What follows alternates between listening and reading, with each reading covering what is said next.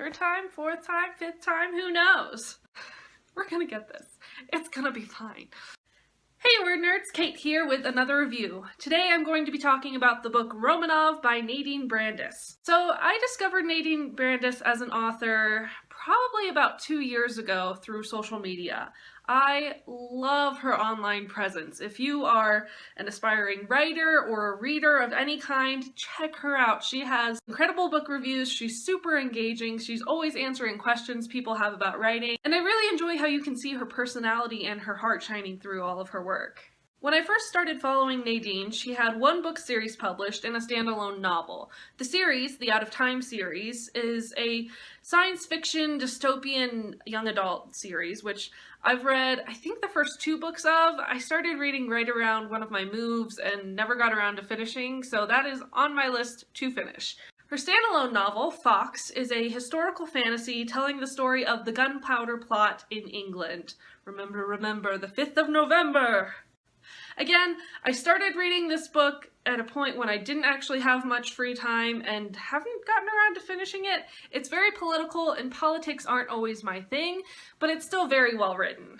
And then last year, Romanov came out, and I was hooked on the idea. It's also a historical fantasy book, which is a genre I haven't really read much in, but is very interesting to me.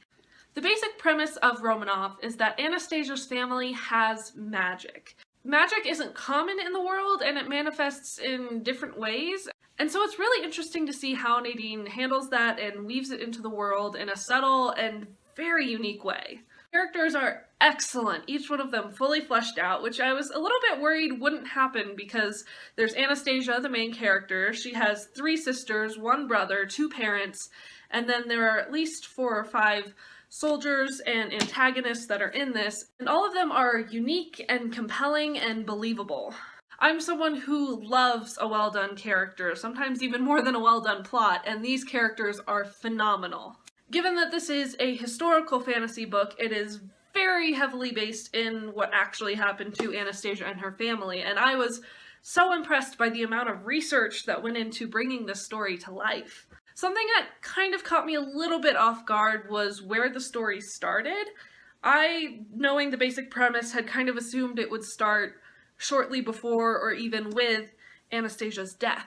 And that actually doesn't happen until about halfway through the story. It starts much earlier with her family's imprisonment, and it takes you through that whole experience. So all this to say, if you're at all interested in historical fiction or fantasy or a little bit of both, or if you've ever been interested in the whole story of Anastasia, which I know a lot of people have been, check this book out. You will not regret it. If you're interested in more of my words, you can check out the link below, which will take you to my website, or you can find me on Facebook, Twitter, and Instagram at Kate G. Jameson. Tune into my website next week for an extra special announcement, and comment below, what's your favorite version of Anastasia? Don't forget to like and subscribe, and you will see me next time, word nerds!